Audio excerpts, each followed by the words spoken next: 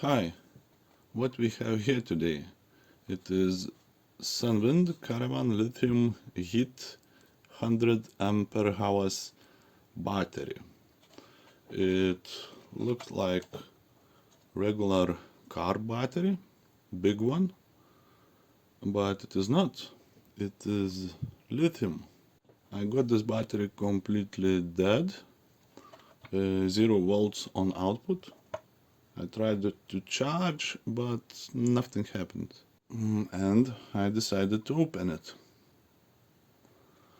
to see what's inside.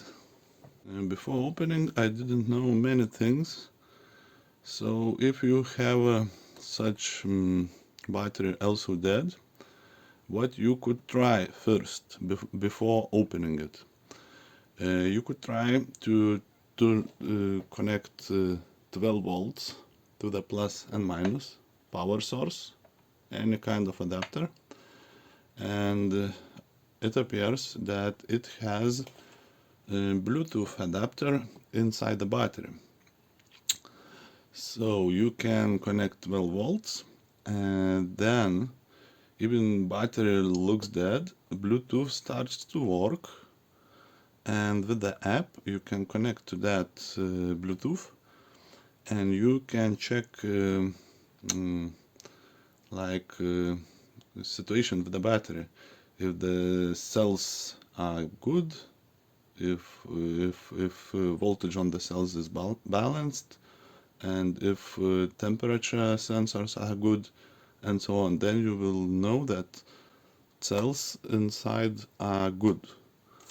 The app which I used to connect to the Bluetooth of this battery was Smart Tech BMS. I do not recommend to open it because it is dangerous, and you should know that it is on your own risk. You can accidentally short outputs, and battery has huge power, and it may burn or even explode. So it is very dangerous. The battery itself is like glued or glued with the heat, so not possible to open. I have to cut it with the electric grinder all around without damaging. Only then I was able to open it. And what we have inside.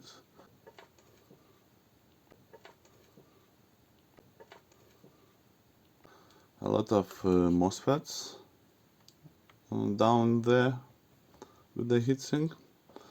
We have 4 temperature sensors, one here, and 2 here. We have a Bluetooth module here. It connects here.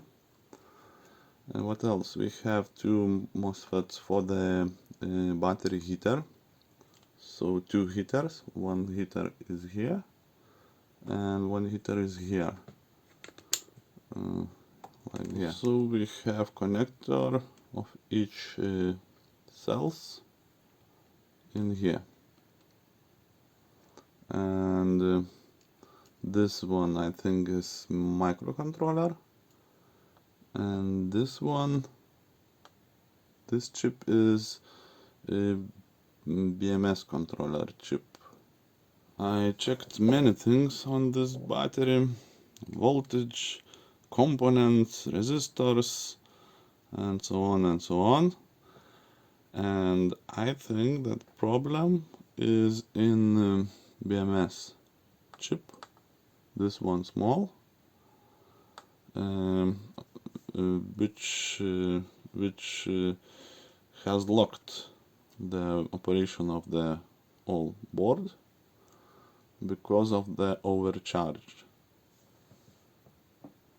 Some critical situation has happened, and it locked the wall battery.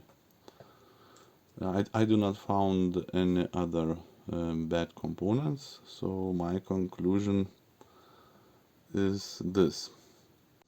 The BMS chip is BQ4050, this small one, which I think is locked. Checking on the internet, I found that this small chip, BMS chip, is programmable, and it is very clever. He has permanent security errors and many other things, a lot of functions.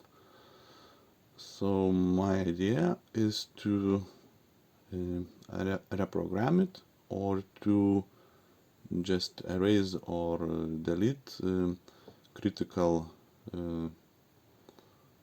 error in it, and then I think this battery may work.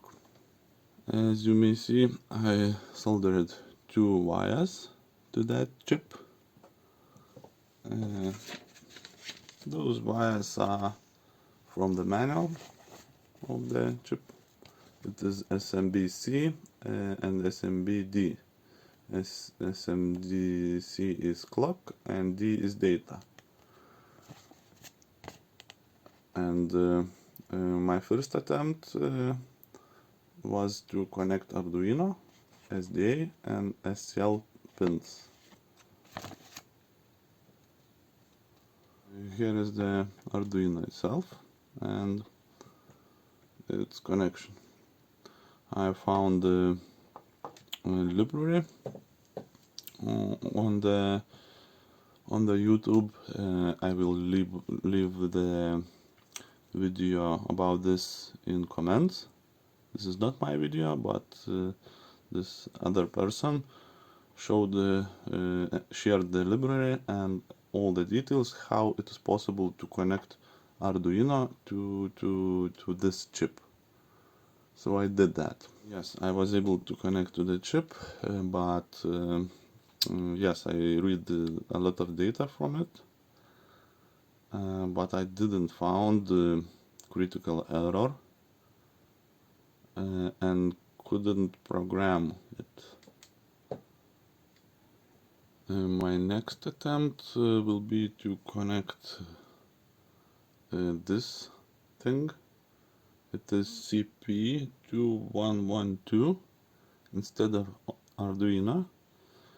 Then I will be able to use different battery software, which is used to unlock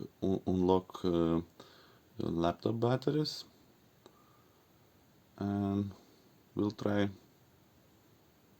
this thing. And here we go.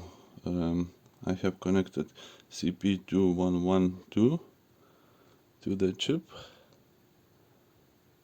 and now I can run DJI battery killer software, which allows me to better see all the registers and many parameters, and change some of them. Okay, and here is the data from the chip. I have analyzed all those settings via manual of the chip, and the problem why it doesn't work is that XCHG and XDSG doesn't activate MOSFETs of the battery. The reason why they are not activated is unknown. I tried to unseal the chip, clear permanent failures. There is no permanent failures. Everything is clean. Temperature sensors are okay. all the data is on the chip, but still those two parameters are disabled and it doesn't activate MOSFETs of the battery. It is possible that this chip is controlled by a microcontroller, another chip on the BMS board, and possible that it sends something to this chip and it disconnects the MOSFETs. So after many testings, I only found one possible option for me, and to activate FET enable setting on the chip. Only this setting allowed me to activate X charge and X discharge MOSFETs, and that way battery got activated. To do so, I have sent the command 0022 to the register 00. According to manual, this command disables firmware control. So it is for me it is not very clear what does it mean if it controls internal firmware protection, or it disables communication with other chip. But this is only option I have found to enable and activate the battery.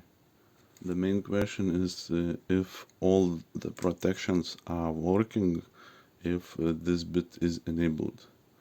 It is possible that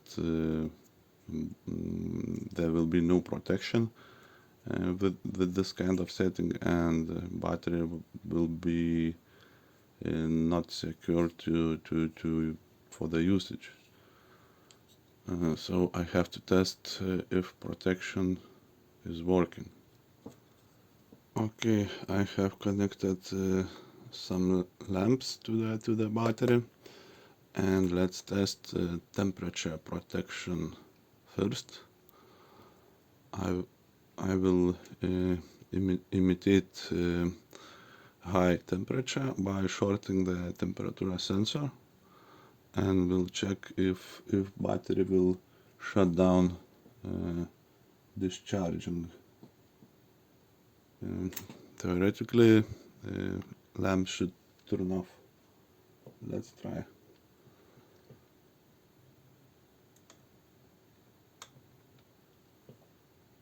And yeah, it works. The temperature protection is working. Okay, let's test another protection.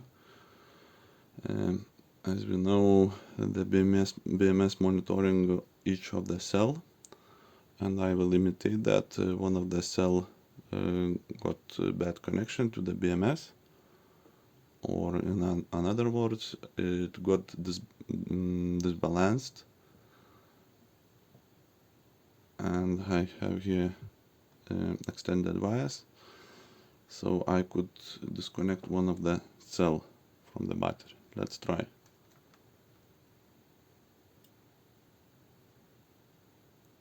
And it worked out.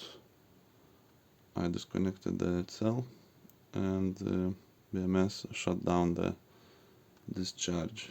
Okay, and now let's imitate overcurrent protection. I will attempt to send some voltage to current resistor sensing circuit, and that way I think I will imitate overcurrent protection. Let's try.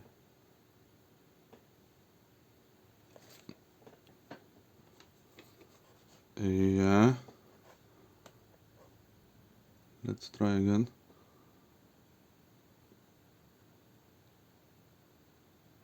Yes.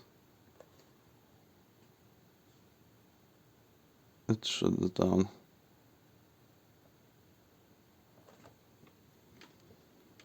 Discharging. So our current protection is working.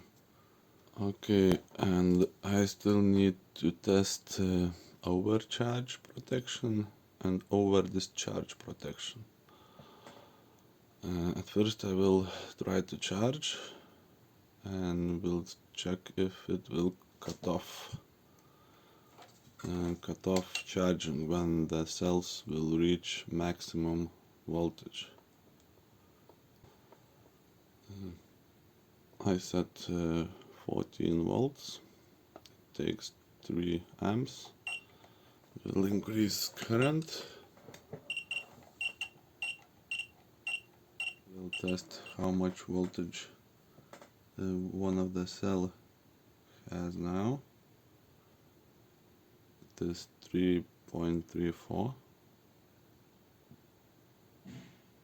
and theoretically it should cut off charging when that cell will reach 3.5 or maybe 3.6 volts.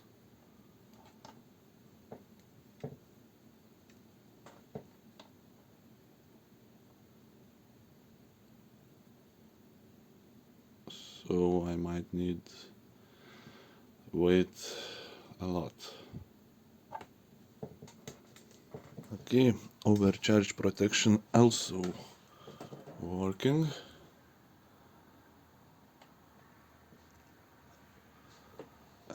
Charging has stopped. What we have on the cells, it's 3.6. Also we have balancing LED blinking and charge has stopped. Logically, over discharge function also should be working, same as overcharging protection. So I'm not going to test it now because it would take ages to discharge it completely, and I will test it later when I will be using it. So I understand that this is not a full repair, but more something like a workaround. But for my case, it looks good. I will not be using high currents with this battery, and the basic protection is working, and for me it looks good. For high currents, like 100 amps and so, I wouldn't recommend this kind of workaround, but for me it will be good, I think. Okay, and it is completed. I have used zip ties all around and it's finished.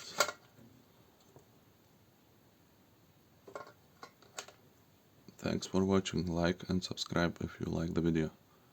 Bye.